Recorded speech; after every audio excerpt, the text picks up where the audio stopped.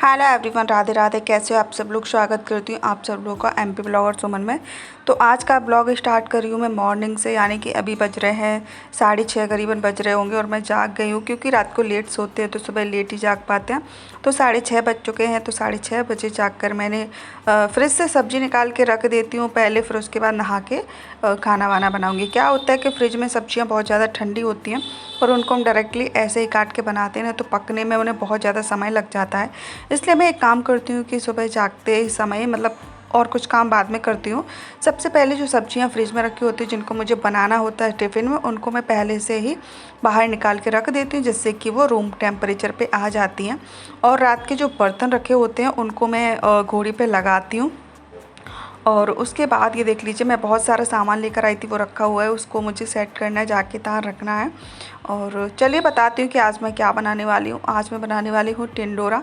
खाने में बहुत ही ज़्यादा अच्छे लगते हैं, मुझे तो बहुत ज़्यादा पसंद है। और ये बहुत ज़्यादा हेल्दी भी रहते हैं, जैसे कि डायबिटीज़, थायराइड हो गया, उनको खाने के लिए जितनी फ़ायदेमंद सहजन की फली होती है वैसे ही ये भी होते हैं। बहुत लोग इनको कुंदरू भी बोलते हैं, लेकिन यहाँ पे गुजरात में इसको टिंडोरा बोलते हैं। तो आप लोग बताना कि कौन कौन इस सब्ज़ी को जानता है, कौन कौन नहीं जानता। तो चलिए, जितनी मुझे बनाने उतनी मैं निकाल के रख देती हूँ, फिर नहा धो के आऊँगी और फिर मैं उसको सब्ज़ी वब्जी बनाऊँगी और टिफ़िन लगाऊँगी। चलिए, फिर उसके बाद मेरा सारा काम हो चुका था, यानी कि मैंने नहा के आ गई थी। मैं पूजा भी कराई थी, यहाँ पे एक मंदिर है वहाँ पे जाती हूँ और घर पर भी करती हूँ। तो पूरी पूजा हो गई थी मेरी और उसके बाद मेरा किचन का काम भी निपट गया था। टिफ़िन बन चुका था, कुंदरू की सब्ज़ी बन चुकी थी और रोटी, चाय तो नहीं बनाई थी आज, क्योंकि मेरे पतिदेव ने बोला कि मुझे आज दूध दे देना। मैंने कहा ठीक है, चाय मत बनाना। तो मैंने बनाए थे पराठे। तो ये देख लीजिए, पराठे और सब्ज़ी, और ये है सॉस। दूध के साथ खाएंगे आज। तो आज का हमारा यही लंच, मतलब यही ब्रेकफास्ट है। तो फटाफट से कर लेते हैं और फिर मिलते हैं आप लोगों से। तो ये देख लीजिए फ्रेंड, उसके बाद मुझे दिन में कोई वीडियो बनाने का समय ही नहीं मिला।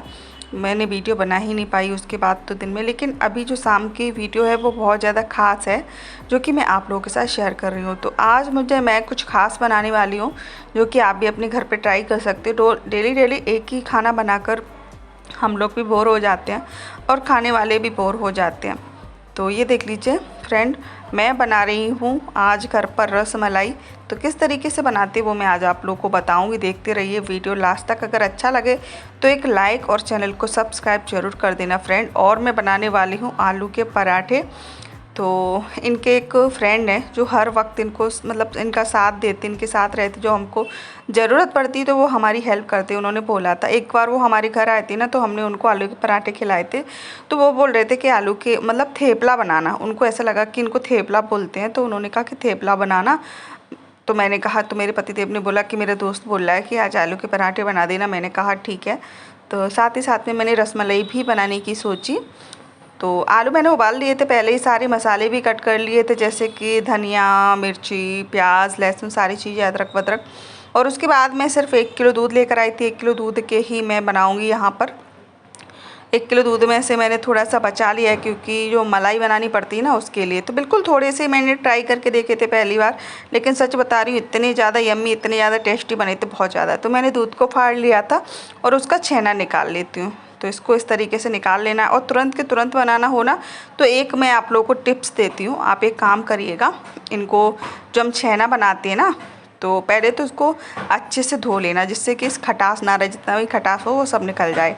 और दूसरा इसको बहुत ज़्यादा वजन के नीचे रखना। मेरे पास तो जो सिल बट्टे वाली जो सिल थी ना, उसके नीचे मैंने रख दिया था। तो आधे 1 घंटे में हमारा छेना बन के तैयार हो गया था। तो शाम के शाम ही मैंने रस मलाई बना के तैयार कर दी। तो इसको इस तरीके से बांध देना है और फिर रख देती हूँ सिल के नीचे, जिससे कि फटाफट से तैयार हो जाएगा जब तक हम बनाएंगे पराठे।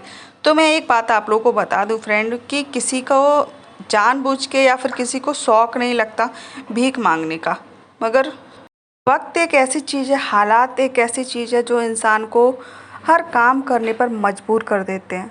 वैसे ही मेरा भी किस्सा है फ्रेंड। मुझे भी कोई शौक़ नहीं है किसी के आगे हाथ फैलाने का, किसी के आगे भीख मांगने का, लेकिन क्या करूं, मजबूरी में ये सब मुझे करना पड़ा। तो आप लोग सोच रहे होंगे कि ऐसा क्यों और ऐसा क्या हुआ। देखो, मैं और मेरे पति हम दोनों यहाँ पर अकेले रहते हैं, गुजरात में, सूरत में अकेले रहते हैं। तो हमारे घर पे कमाने वाले बस मेरे पति देव ही हैं।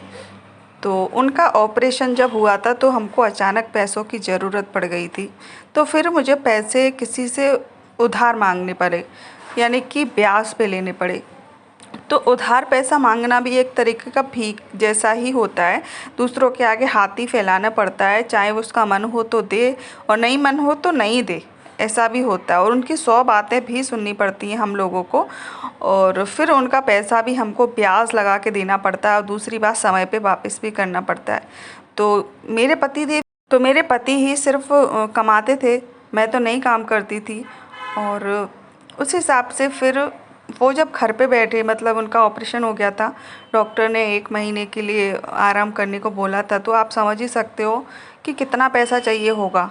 जैसे कि पहले ऑपरेशन कराया, उसके पहले हमने बहुत कर्जा लिया था, और उसके बाद फिर ये काम पे नहीं गए तो घर बैठे घर चलाने के लिए घर खर्च, रूम भाड़ा, सारी चीज़ों का बंदोबस्त हमने बहुत मुश्किल से किया था। बहुत प्रॉब्लम होती हैं जब जो कमाता है इंसान वही बीमार पड़ जाए, वही घर पे बैठ जाए, तो बहुत प्रॉब्लम होती है घर चलाने के लिए।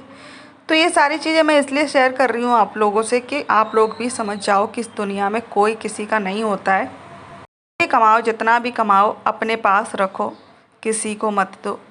क्योंकि जब आपको ज़रूरत पड़ती है ना इमरजेंसी में, तो कोई काम नहीं आता, चाहे वो माँ बाप बने रहें, चाहे वो भाई बना रहे, या फिर कोई भी बना रहे। इसलिए मैं आप लोगों से यही कहूँगी, जो भी आप 2-4 रुपए कमाते हो अपने पास सेव करके रखो। क्या पता कब किसको किस चीज़ की ज़रूरत पड़ जाए, किसी को कुछ पता नहीं कि कल क्या होने वाला है। और अक्सर जो हम नहीं सोचते वही होता है हमारी लाइफ में। तो चलिए, मैं अपनी सारी कहानी आप लोगों के साथ धीरे धीरे से शेयर करूंगी कि मेरे साथ क्या हुआ था। इसलिए मैं ये सारी बातें आप लोगों को समझा रही हूँ, क्योंकि कहते हैं बहुत लोग ऐसे होते हैं जिनको धोखा खाने के बाद समझ में आता है कि हाँ, काश हम पहले से सोचते तो अच्छा रहता, आज हम इस स्थिति में ना होते।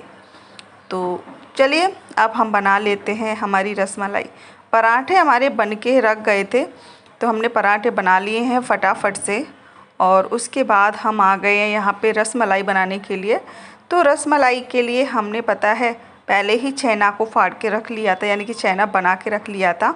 तो एक गैस पे हमने रखा है चीनी और पानी, यानी कि चाशनी बनाने के लिए रख दी है। तो ये देख लीजिए 1 घंटा ही हुआ है, अभी 1 घंटा भी नहीं हुआ होगा, करीबन आधा पौना घंटा हुआ होगा। तो कितना अच्छा हमारा पनीर यानी कि छेना बन के तैयार हो गया है। तो इधर मैंने मलाई के लिए दूध चढ़ाया है, ये देख लीजिए, आप लोगों को दिख रहा होगा। और इधर मैं इस तरीके से छेने को बिल्कुल बारीक करना है और हाथ से इसको मसल के इतना चिकना कर देना, क्योंकि अभी आपको दिख रहा होगा ये खुरदरा मतलब इधर उधर को भाग रहा है। ऐसा नहीं होगा, मतलब ऐसा नहीं होना चाहिए। इसको रगड़ रगड़ के बिल्कुल एकदम सॉफ्ट, एकदम स्मूथ कर दोगे ना, तो आपकी जो मतलब कहते हैं ना कि रसमलाई वाला जो छेना होता है वो बन के तैयार होगा, बहुत ज़्यादा सॉफ्ट, बहुत ज़्यादा स्पंजी बनेगा। तो चलिए, इसको हम इस तरीके से करते रहेंगे। मैं टाइम बता देती हूँ आप लोगों को कितना करना है, करीबन 10 मिनट के लिए तो करना ही करना है, ठीक है। और फिर हम इसमें मिक्स करेंगे क्या, थोड़ा सा कॉर्नफ्लोर और थोड़ी सी मैदा, और बिल्कुल चुटकी भर इसमें हम डालेंगे बेकिंग पाउडर या फिर जो सोडा होता है खाने वाला, बिल्कुल थोड़ा सा, ज़्यादा नहीं डालना है, वो हम इसमें ऐड करेंगे। और फिर इसको दोबारा से फिर अच्छे से मस लेंगे, जिससे कि अच्छे से एकदम बिल्कुल स्मूथ इसका जो डो लग के तैयार हो। और इधर हमारा चाशनी भी उबलने को आ गई है और दूध भी हमारा उबल रहा है। दूध को भी हमें उबाल कर थोड़ा गाढ़ा करना है, जैसे कि रबड़ी टाइप करना है, रबड़ी होती है ना, बिल्कुल वैसा करना है। तो उसका बहुत अच्छा स्वाद आता है। पतला दूध रखते तो उसका स्वाद नहीं आता। और हमारे घर केसर भी नहीं है, लेकिन केसर की भी हम जुगाड़ करेंगे, बिना केसर के ही देखना कैसे बढ़िया कलर आता है। तो चलिए दिखाती हूँ। अच्छे से इसको हम इस तरीके से करते रहेंगे और ये आपस में सब एक मतलब इकट्ठा आ जाएगा ना एक जगह, फिर हम इसकी बनाएंगे बॉल्स, ठीक है।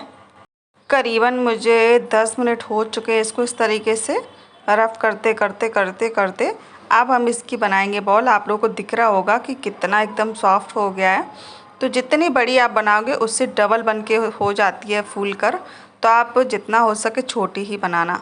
तो मैं इसको गोल गोल नहीं बनाऊंगी, मैं इसको थोड़ा सा कैसे अभी आप लोगों को दिखाती हूँ। गोल बना के उसको पिचका देंगे, थोड़ा लोई टाइप की बना देंगे, जैसे कि रसमलाई होती है ना, बिल्कुल वैसी ही। और यहाँ पे हमारा पानी अच्छे से उबल रहा होना चाहिए, तब हम उसमें ये इस तरीके से डालेंगे, ठीक है। और इसको खूब अच्छे से हम उबालेंगे जब तक ये कम से कम 10-15 मिनट के लिए उबालना है। अगर चाशनी गाढ़ी हो रही है थोड़ी, तो आप एक काम कर सकते हो, उसमें थोड़ा सा पानी और ऐड करते चलिए और उसको उबालते चलिए, पकाते चलिए, ठीक है, इस तरीके से। और एक एक करके ही रसगुल्ले डालना, जिससे कि हमारे पानी का जो यानी कि चाशनी का जो टेम्परेचर है वो एकदम ठंडा ना हो। बस इस तरीके से हम इसमें उबालते रहेंगे खूब अच्छे से, छेना हमारे पक जाएंगे, तब हम इनको निकाल के दूध में यानी कि रबड़ी में डालेंगे। तो दूध हमारा इधर उबल रहा है, ये देख लीजिए फ्रेंड। दूध को हम अच्छे से उबालेंगे और फिर हम इसमें कलर डालने के लिए क्या डालेंगे वो मैं अभी आप लोगों को बताऊंगी। क्योंकि जो केसर होती है बहुत ज़्यादा महंगी आती है, 10-5 रुपए की तो मिलती भी नहीं है। ड्राई फ्रूट्स तो मैं ले आई 10 रुपए के बादाम, 10 रुपए की काजू, मगर पिस्ता भी लाना चाहती थी मगर पिस्ता दिया नहीं। 10 रुपये में बोल रहे थे कि पिस्ता बहुत महंगा है, 10 रुपये में नहीं आता है। मैंने कहा चलो ठीक है, कोई बात नहीं, मैं ऐसे ही गुजर कर लूँगी बिना पिस्ते के और बिना केसर के, ठीक है। और फिर भी टेस्ट बिल्कुल वैसा ही आएगा। तो चलिए, उधर हमारे जो छेना थे वो बन के हमने निकाल लिए हैं, थाली में आप लोगों को दिख रहा होगा थोड़ा सा। और उसके बाद हमने ये देखो 10-10 रुपये के ड्राई फ्रूट्स लेकर आए थे ना, तो कलर देने के लिए हम क्या करेंगे पता है? कलर देने के लिए हम इसमें डालेंगे थोड़ी सी, बिल्कुल चुटकी भर हल्दी। कहते हैं ना, हल्दी वैसे भी हमारे शरीर के लिए बहुत ज़्यादा फ़ायदेमंद होती है, बस चुटकी भर ही डालना, उससे ही इसका कलर हल्का पीला आ जाएगा ना, तो वो देखने में बहुत ज़्यादा अच्छा लगेगा, बिल्कुल जैसे केसर डालने के वक्त होता है, बिल्कुल वैसा ही। तो ये देख लीजिए, ये हमारे रसगुल्ले थे जो हमने अभी बना के निकाल लिए थे, वो हम डाल देंगे हमारी रबड़ी में इस तरीके से, ठीक है।